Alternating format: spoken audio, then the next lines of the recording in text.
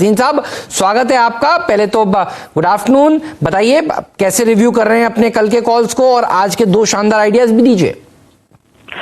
तो कल आपको दो दिए थे सर, सेल और डाबर। डाबर आज डे हाई पे है, इट्स एन आउट परफॉर्मर, और सेल अनफॉर्चुनेटली स्टॉप लॉस हो गया है, but I am very bullish on metals. I think this is a buying opportunity.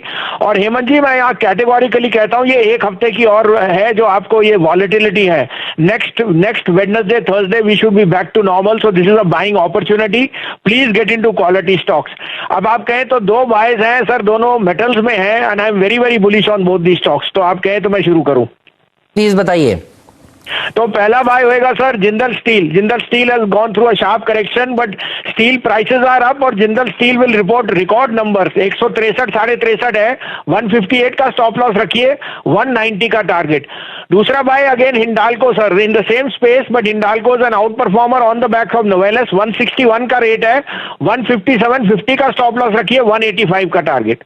तो इंडिया के नंबर 1 ब्रोकर जीरोधा के साथ जुड़िए, जहां पर आपका ब्रोकरेज कुछ भी नहीं लगेगा। ब्रोकरेज लगेगा तो सिर्फ इंट्राडे ट्रेड में, वह भी सिर्फ 20 रुपए। तो दोस्तों, अकाउंट ओपनिंग की लिंक डिस्क्रिप्शन में है, जाइए लिंक पर क्लिक करके जीरोधा में अकाउंट ओपन कराइए। के पास चलते हैं, उनसे जान लेते हैं कि ब्रोकरेज हाउसेज में क्या चल रहा है। क्या बस आज 1000 पॉइंट के आसपास का फॉल, कितना क्या बातें चल रही हैं? देखिए, आपने हेमंत बहुत एप्टली पुट किया है जो 3 पैरामीटर्स आपने दिए ना।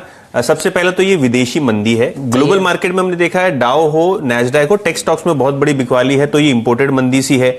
आपने डॉलर इंडेक्स के बारे में बात की, आपने विक्स के बारे में बात की, तो ये 3-4 इंडिकेटर जो है ना, सारे इंटरनेशनल इंडिकेटर्स है जिससे हमको ये मंदी की जो है चपेट दिख रही है आज मार्केट में। और मार्केट डीलिंग रूम में भी सेम ही व्यू है, आपसे कनकर करता है वो व्यू कि बहुत वॉलेटिलिटी जो है देखने को मिल रही है, क्योंकि ये ग्लोबल वॉलेटिलिटी है। यूरोप हो चाहे अमेरिका हो, मंदी तो है। और दूसरे लॉकडाउन की बात हमने 3-4 दिन पहले की थी कि कैसे लंदन जैसे शहरों में भी एक सिस्टमैटिक लॉकडाउन की बात चल रही है। इजराइल ने लॉकडाउन किया है।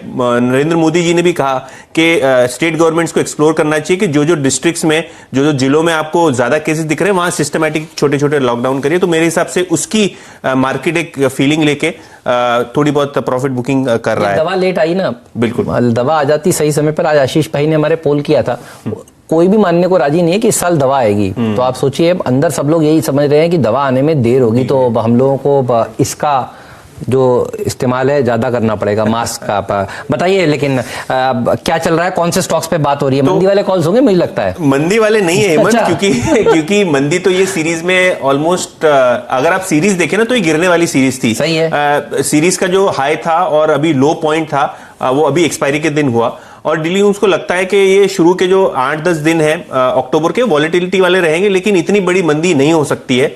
10,500 10,700 के बीच की रेंज जो है वो बता रहे हैं कि शायद वो रेंज में ट्रेड हो जाए। 2 स्टॉक्स जहां वो अपना पैसा फोकस कर रहे हैं, सबसे पहला कैडिला, और अगर आशीष का पोल देखे तो आईटी फार्मा, ये 2 फेवरेट जो सेक्टर्स हैं डीलिंग रूम्स के और ब्रोकरेजेस के, तो कैडिला यहां फिट बैठता है। डीलिंग रूम्स को लगता है कि यहाँ 390 से लेके 395 के लेवल, 390 से लेके 395 के लेवल पोजिशनल बेसिस पे हो सकते हैं।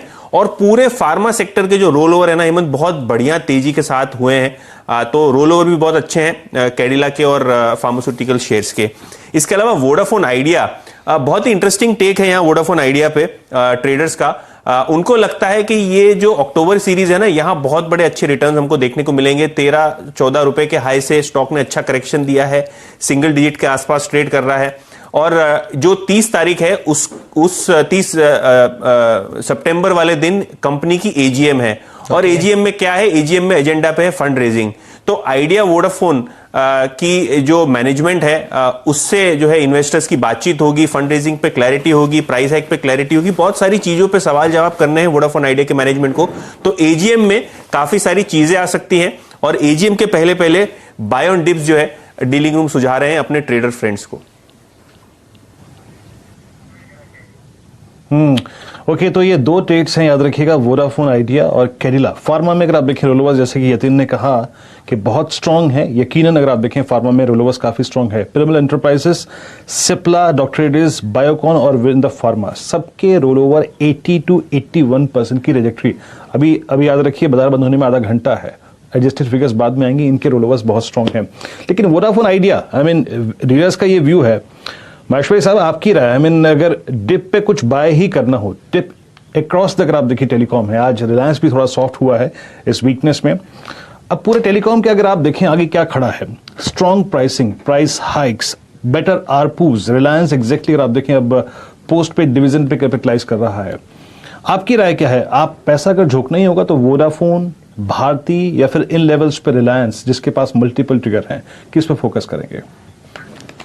देखिए, एक यदि टेलीकॉम का प्लेयर लेना चाहेंगे तो मेरा सलाह रहेगी कि बिल्कुल वोडाफोन आइडिया और भारती दोनों को ही बाय किया जा सकता है।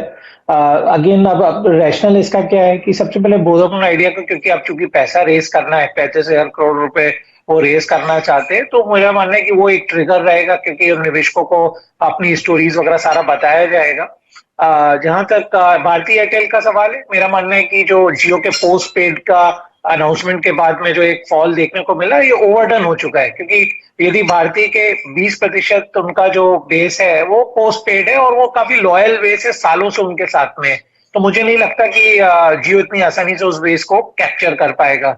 और ऑलरेडी स्टॉक में हमने देखा अभी रिसेंटली 20% का ऑलरेडी करेक्शन हो चुका है, तो अभी वैल्यू नजर आने लगी है स्टॉक में। तो मेरा सलाह रहेगी 400 रुपए के आसपास भारती एयरटेल को अगले एटलीस्ट 3 से 6 महीने के पर्सपेक्टिव से, और आइडिया को उनका जो फंड रेजिंग है आगे उसमें क्लैरिटी के पॉइंट ऑफ व्यू से बाय किया जा सकता है।